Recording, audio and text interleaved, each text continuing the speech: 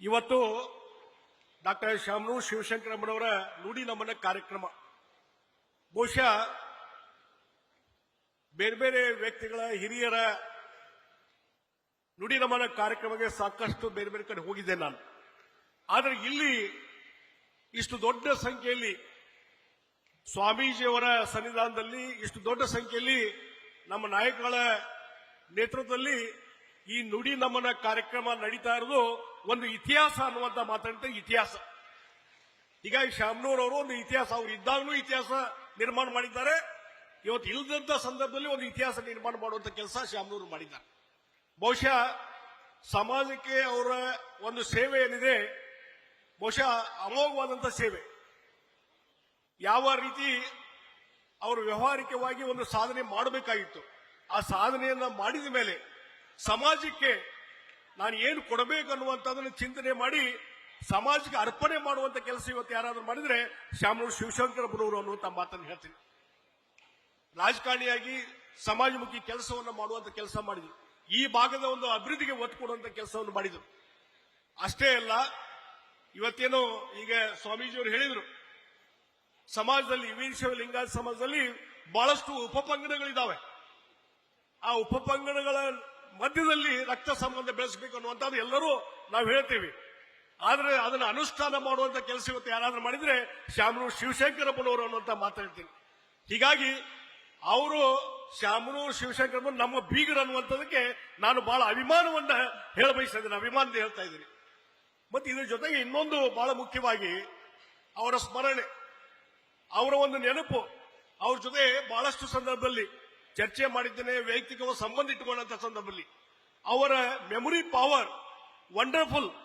94-95 ಇಳಿ ವಯಸ್ಸಿನಲ್ಲಿ ಸಹಿತ ಹಿಂದಿನ ಎಲ್ಲಾ ನೆನಪುಗಳನ್ನ ನೆನಪು ಮಾಡಿಕೊಳ್ಳುವಂತದ್ದು ಮತ್ತು ಪ್ರತಿಯೊಂದಕ್ಕೂ ಸಹಿತ ಈ ರೀತಿ ಆಗಬೇಕನ್ನುವಂಥದ್ದು ಸಲಹೆ ಸೂಚನೆ ಕೊಡುವಂತದ್ದು ಇದೆಲ್ಲ ಬಹುಶಃ ಅದು ಶಾಮನೂರಿಗೆ ಮಾತ್ರ ಹೊರತು ಬೇರೆಯವರಿಗೆ ಸಾಧ್ಯ ಇಲ್ಲ ಅನ್ನುವಂತ ಮಾತನ್ನ ಈ ಸಂದರ್ಭದಲ್ಲಿ ನಾ ಹೇಳ ಬಯಸ್ತೇನೆ. ಮತ್ತೆ ಇದರ ಜೊತೆಗೆ ಹಿಂದೆ ಬಂತು ವೀರಶೈವ ಲಿಂಗಾಯತ ಸಮಾಜ, ಅದರ ವೀರಶೈವ ಲಿಂಗಾಯತ ಮಹಾಸಭಾ ಯಾರು ಹಾನಗಲ್ ಕುಮಾರಸ್ವಾಮಿಯವರು ಏನು ಸ್ಥಾಪನೆ ಮಾಡಿದಂತ ವೀರಶೈವ ಲಿಂಗಾಯತ ಮಹಾಸಭೆ, ಅದರ 3 ಸಲ ಯಾರೂ 3 ಸಲ ಅಧ್ಯಕ್ಷರಾಗಿದ್ದಿಲ್ಲ, 3 ಸಲ ಅಧ್ಯಕ್ಷರಾಗಿ ಅದಕ್ಕೊಂದು ಸಂಘಟನೆಗೆ ಶಕ್ತಿ ಕೊಡುವಂತ ಕೆಲಸ ಯಾರಾದ್ರೂ ಮಾಡಿದ್ರೆ ಅದು ಶಾಮನೂರು ಶಿವಶಂಕರಪ್ಪನವರು ಅಂತ ಮಾತ್ರ ಹೇಳ್ತೀನಿ. ಇದರ ಜೊತೆಗೆ ಅವರು ಅಧ್ಯಕ್ಷರಿದ್ದಂತ ಸಂದರ್ಭದಲ್ಲಿ ಚಳವಳಿಗಳಿಗೆ ನಡೆದು ವೀರಶೈವ ಬೇರೆ ಲಿಂಗಾಯತ ಬೇರೆ ಅನ್ನುವಂಥದ್ದು, ಆದ್ರ ಇದರಿಂದ ಸಮಾಜ ಒಡೆದು ಹೋಗ್ತದೆ ಅನ್ನುವಂತ ಕೈಂಕರ್ಯದಿಂದ ಅವರು ಗಟ್ಟಿಯಾಗಿ ನಿಂತರು. ವೀರಶೈವ ಲಿಂಗಾಯತ ಮಹಾಸಭಾದ ಅಧ್ಯಕ್ಷರಾಗಿ ಸರ್ಕಾರ ನಿಲುವು ಮತ್ತೊಂದು ಏನೇ ಇರಲಿ, ನಾನು ಧರ್ಮದ ಪರವಾಗಿದ್ದೇನೆ, ಸಮಾಜದ ಪರವಾಗಿದ್ದೇನೆ ಅಂತ ಹೇಳಿ ಕೊನೆವರೆಗೂ ಎರಡೂ ವೀರಶೈವ ಲಿಂಗಾಯತ ಒಂದೇ ಅನ್ನುವಂಥದ್ದನ್ನ ಗಟ್ಟಿಯಾಗಿ ನಿಲುವು ತಗೊಂಡಿದ್ರಿಂದ ಇವತ್ತು ಸಮಾಜ ಒಂದಾಗಿ ಉಳಿದಿದೆ ಅನ್ನುವಂತ ಮಾತ್ರ ಹೇಳ್ತೀವಿ. ಆ ಹಿನ್ನೆಲೆಯಲ್ಲಿ ಅವರ ಹಲವಾರು ನೇರ ನುಡಿ ಮತ್ತು ಹಲವಾರು ವಿಚಾರಗಳು ಪಕ್ಷಾತೀತವಾಗಿ ಅವರು ಹೋರಾಟವನ್ನು ಮಾಡಿ ಸಮಾಜವನ್ನ ಕಟ್ಟುವಂತ ಕೆಲಸವನ್ನ ಅವರು ಮಾಡಿದ್ರು ಅನ್ನುವಂತ ಮಾತನ್ನ ಈ ಸಂದರ್ಭದಲ್ಲಿ ಹೇಳ್ತೀನಿ. ಹೀಗಾಗಿ ಮಾತನಾಡಲಿಕ್ಕೆ ಸಾಕಷ್ಟು ವಿಚಾರಗಳು ಇದ್ದಾಗೂ ಸಹಿತ ಇವತ್ತು ಅವರ ಸಾಧನೆಗಳ ಬಗ್ಗೆ ಸಾಕಷ್ಟು ವಿಚಾರದಿದ್ದಾಗ ಹೆಚ್ಚು ಮಾತನಾಡಿದ್ರೆ, ಯಾಕಂದ್ರೆ ಬಹಳಷ್ಟು ಜನ ರಾಜಕೀಯ ಮುಖಂಡರು ಮಾತಾಡೋರಿದ್ದಾರೆ, ಅವರಿಗೆ ನುಡಿ ನಮ್ಮನ್ನ ಅರ್ಪಣೆ ಮಾಡೋರಿದ್ದಾರೆ. ಅವರ ಒಂದು ಸ್ಫೂರ್ತಿ, ಅವರ ಮಾರ್ಗದರ್ಶನ ಇವತ್ತು ಎಲ್ಲರಿಗೂ ಇರಲಿ.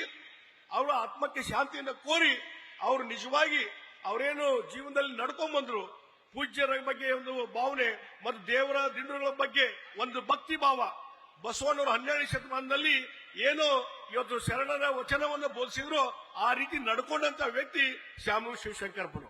ಹೀಗಾಗಿ ಅವರ ಒಂದು ಏನು ನಡೆದು ಬಂದಂತ ದಾರಿ, ಅದರಲ್ಲಿ ಆ ಮಾರ್ಗದಲ್ಲಿ ನಾವೆಲ್ಲ ನಡೆಯೋಣ ಅನ್ನುವಂತ ಮಾತನ್ನ ಈ ಸಂದರ್ಭದಲ್ಲಿ ಹೇಳಿ ಅವರಿಗೆ ನನ್ನ ನುಡಿ ನಮನವನ್ನು ಅರ್ಪಣೆ ಮಾಡಿ ನನ್ನ 4 ಮಾತನ್ನು ಮುಗಿಸ್ತಾ ಇದ್ದೇನೆ.